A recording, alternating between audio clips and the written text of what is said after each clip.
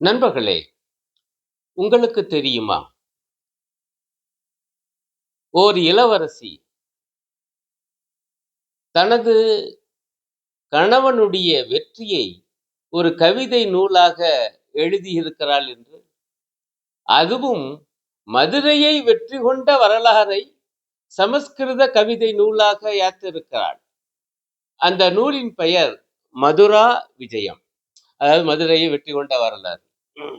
ரொம்ப கவித்துவமான நடையில அது இருக்கு. அதை நான் ஆங்கிலத்துல படிச்சேன். ஆங்கிலம் ஆக்கம் என்பது இருக்கு. சின்ன நூல் தான். அது முழுமையா கிடைக்கல என்று வரலாற்றாளர்கள் சொல்றாங்க. ஆனா கிடைச்சதிலேயே இந்த பகுதி மட்டும் முழுமையா இருக்கு. வந்தது மதுரையை வென்றது. என்ன ஒரு ஆச்சரியமான விஷயம்னா, இந்த இளவரசி இந்த கம்பனினுடைய மதுரை வெற்றியை கூர்ந்து கவனித்து அதை ஒரு படைப்பாக, இலக்கிய படைப்பாக உருவாக்கி இருக்கிறார். இது நடந்தது இன்றைக்கு 700 ஆண்டுகளுக்கு முன்பு. அதாவது கிபி 1300 அல்லது 1400ன்னு வைத்துக் கொள்ளலாம். அப்ப மதுரையில பாண்டிய பேரரசு சரிந்து விட்டது. அப்புறம் எழவே இல்லை. அதன் இடத்தில் டெல்லி சுல்தான்களுடைய தளபதி அவங்க வந்து மதுரையை கைப்பற்றிட்டாங்க. எங்க அங்க இருந்து டெல்லியில இருந்து மதுரைக்கு வந்து. அப்புறம் டெல்லி சுல்தான்களுடைய பிரதிநிதிகள் போல ஆண்டு கொண்டிருந்த இந்த மதுரையில் இருந்த சுல்தான்கள் சுயேட்சையா ஆள ஆரம்பிச்சுட்டாங்க. அது மதுரை மண்ணுக்கே உரிய ஒரு சிறப்பு அம்சம் நான் பாக்குறேன். ஆகவே அந்த ஆட்சிக்கு பேர் என்ன ஆயிடுச்சுன்னா மதுரை சுல்தானகம்னு ஆயிடுச்சு. சுயேட்சையான ஆட்சி. எங்கேயோ இருந்து வந்தவங்க ஆனா மதுரைக்காரர்களாவே ஆகி போய் டெல்லிக்கெல்லாம் கப்ப கட்ட முடியாதுன்னு சொல்லிட்டாங்க. இவங்களுடைய ஆட்சி நடந்துச்சு மதுரையில. சில 10 ஆண்டுகள் தான் இதெல்லாம் நடப்பது. இந்த ஆட்சியை வீழ்த்த வேண்டும் என்று விஜயநகர சாம்ராஜ்யாதி அவரு முடிவு செய்கிறார். அந்த பேரரசர் விஜயநகர பேரரசர். விஜயநகரம் என்பது இந்த காலத்துல துங்கபத்ரா நதிக்கரையிலே எழுந்த ஒரு சாம்ராஜ்யம். அவருடைய மகன் தான் குமார கம்பனன், அதாவது இளவரசன் கம்பனன். அவனுடைய மனைவி தான் கங்காதேவி. இந்த கங்காதேவி எழுதிய புத்தகத்தை பத்தி இப்ப பேசிட்டு. இந்த கம்பனன் அங்கிருந்து கிளம்புறான். விஜயநகரத்திலிருந்து மதுரையை நோக்கி ஒரு பெரும் படை அவனோடு அனுப்புகிறார் பேரரசர். அந்த படை கம்பனனுடைய தலைமையில மதுரையை நோக்கி வரும் பொழுது அது முதல்ல எங்க நுழையுதுன்னா தொண்டை மண்டலத்துக்குள்ள, அதாவது நம்ம காஞ்சிபுரம் வட்டாரத்துக்குள்ள.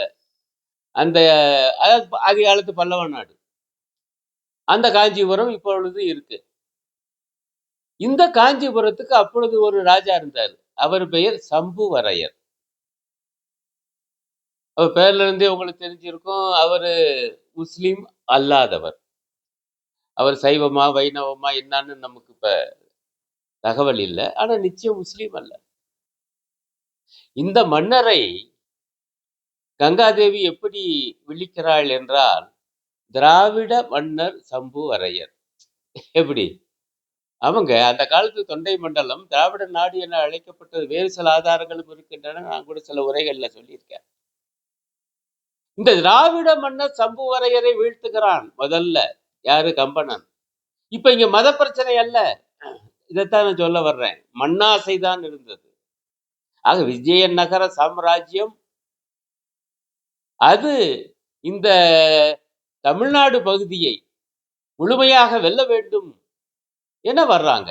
வரும் பொழுது அவங்க நேரடியா மதுரையை மட்டும் வெல்லல, அதுக்கு முன்னாடி இருக்கக்கூடிய, ஏன்னா அதுதான் முஸ்லிம்களுடைய ஆட்சி. ஆகவே அதை அகற்றி விட்டு விஜயநகர, இப்ப கூட சில பேர் பேசுறாங்கல்ல, இந்து சாம்ராஜ்யத்தை உருவாக்குனாங்க, முஸ்லிம்களை விரட்டி விட்டுட்டு என்றெல்லாம் பேசுறாங்க. அது ஒரு துணை காரணம் சொல்லிக்கிட்டாங்க. ஆனால் மூல காரணம் என்பது மண்ணாசை, பேரரசை உருவாக்குவது. ஆக இங்க பாண்டிய பேரரசை வீழ்த்து விட்டது. ஆக விஜயநகர மாமன்னருக்கு என்ன ஆசை வருது? முழு தமிழ்நாட்டையும் நம்மளால இப்ப வெல்ல முடியும். ஆக விஜயநகர பேரரசை அந்த பாரதத்தின் தென்கோடி வரை நகர்த்துவது. இந்த திட்டத்தோடு மகன் கம்பனனை பெரும் படையோடு அனுப்புகிறான்.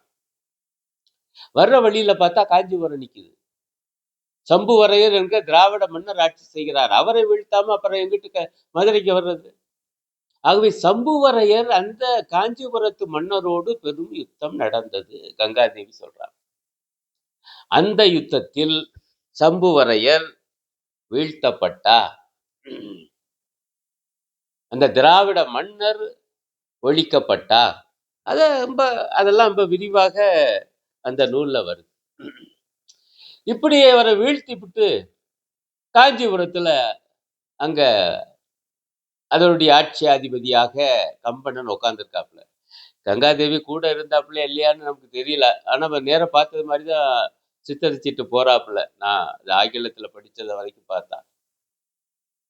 அப்ப அது உட்கார்ந்து இருக்கும்போது பாருங்க, அதுல உண்மையிலே ஒரு இலக்கிய நயம் அல்லது நம்ம சொல்லும்ல ஒரு நாடகத்தன்மையை ஊட்டுவது என்பது அப்படி ஊட்டுறாப்புல. கற்பிதமா தான் இருக்கும், ஆனால் நடந்து இருக்கலாம். இந்த காஞ்சிபுரத்துல கம்பன் ஆட்சி செய்து கொண்டிருந்த காலத்தில் அவனுடைய அரசவைக்கு ஒரு பெண்மணி வந்தாள். அதான் சொல்றார். அந்த பெண்மணி மதுரையில நடக்கிற விஷயத்தை சொல்றார். மதுரையில சுல்தான்களுடைய ஆட்சி நடக்குது. அவங்க அந்த பெண்மணி சொல்கிறதுல அதுல நீங்க பாத்தீங்கன்னா முகமதியர்களுடைய ஆட்சியை பற்றி சொல்லும் பொழுது அங்கே ஏற்பட்ட ஒரு முரணை அவள் சுட்டி காட்டுகிறாள். யாகதும புகை வரும் அக்ரஹாரங்களில், அப்படி வாசிக்கிறேன். இப்போது முகமதியர்கள் மாமிசம் வறுக்கும் வாடை வருகிறது. வேத மந்திர ஒலிக்கு பதிலாக அந்த மூர்க்கர்களின் கருண கடூரமான சத்தம் கேட்கிறது. ஆக இங்க விஷயத்தை பாருங்க. ஒரு பேரரசன், அது ஒரு மதுரை சுல்தானம், இப்போ ஒரு சின்ன பகுதி மதுரை சுற்றிய பகுதியை தாண்டிட்டு இருக்காங்க.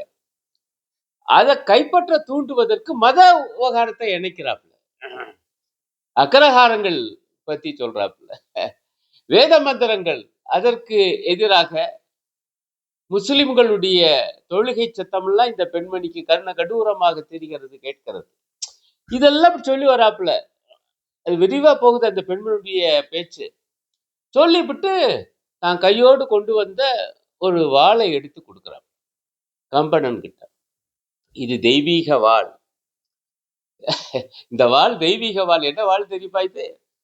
இது வழக்கம் போல பிராமணியவாதிகள் சொல்லக்கூடிய பழைய புராணங்கள் அது இதெல்லாம் அங்கிருந்து ஆரம்பிச்சு எல்லாமே பரமேஸ்வரன் இருந்து அந்த வாள் வந்துச்சுன்னு சொல்லிட்டு கடைசியா சொல்றாப்புல, ஆதி காலத்தில் மதுராவில் கம்சனை கிருஷ்ணன் வதம் செய்தது போல நீ தென்மதுரைக்கு சென்று முசல்மான் ராஜனை வதம் செய்வாயாக.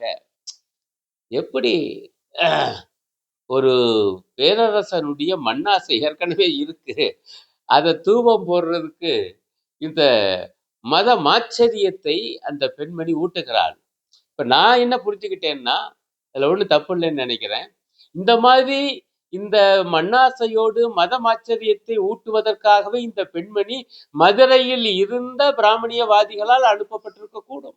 எதேச்சியா வந்துட்டு தான் இப்படி எல்லாம் கதை சொல்லியிருக்க முடியாதுல்ல. இருக்கலாம் அல்லது இல்லாமல் இருக்கலாம். ஆனால் அந்த பகுதியெல்லாம் நம்ம பார்த்தோம்னா அப்படித்தான் நினைக்க தோட்டுகிறது. பிறகு ஏற்கனவே அந்த நோக்கத்துலதான் வந்தவன், இது வேற சும்மா வந்தவனுக்கு உடுக்கடிச்ச கதையா? அப்புறமேல அவன் இன்னும் வீராவேசம் கொண்டு அந்த தெய்வீக வாளோடு மதுரைக்கு வருகிறான். வந்து மதுரை சுல்தான் படையோடு விஜயநகர பெரும்படை மோதுகிறது. ஆனால் கங்காதேவி என்ன சொல்றாப்புல, அந்த 2 படைகளும் மோதி கம்பனன் அவனுடைய படை வென்றதாக வல்ல. சித்தரிப்புல என்ன அது ஒரு நாடகத்தன்மை ஊட்டுவதற்காக கற்பிதத்தை சேர்த்தாப்புலே இல்லையோ, அப்படித்தான் படுது. அது நம்ம ஊர் சினிமா மாதிரி 2 படையும் மோதிக்கிட்டு இருக்குது, அது யாரு ஜெயிக்கிறதுன்னு தெரியலைன்னு உடனே நான் பாருங்க அந்த வாக்கியத்தை நான் அப்படியே வாசிக்கிறேன். தனது படையால் தாக்கு பிடிக்க முடியாது என்பதை கண்ட மதுரையின் யவன அரசனாகிய சுல்தான் நேருக்கு நேர் சண்டைக்கு கம்பனனை அழைத்தான். அப்ப நம்ம சினிமால வர அது சுல்தான் அழைச்சிருக்கலாம் அல்லது கம்பனன் கூட அழைச்சிருக்கலாம். ஆனா ஒத்தைக்கு ஒத்த சண்டை நடந்துச்சு அப்படிங்கிறாப்புல. நேருக்கு நேர் இவங்க 2 பேரும். ஆக யாரோ அழைக்க முத்தவனும் ஒப்புக்கொள்ள 2 பேருக்கு சண்டை. அந்த சண்டையில என்ன நடந்துச்சு என்பதை அதை நான் அப்படியே வாசிக்கிறேன். கடும் மோதலுக்கு பிறகு பல்லால ராஜ்யத்தையும் சோழர்கள் மற்றும் பாண்டியர்களையும் வீழ்த்தியவனின் தலையை யார் இந்த சுல்தான் என்ன பண்ணியிருக்கான்னா, ஏற்கனவே மிற்றவங்களையெல்லாம் அவன் ஜெயிச்சவன் சொல்றாப்புல. வீழ்த்தியவனின் தலையை தனது தெய்வீக வாளால் அறுத்து தரை தூசியை நக்க வைத்தான் கம்பனன். அவன் மீது தேவர்கள் பூமாரி பொழிந்தார்கள். இதுதான் கிளைமேக்ஸ்.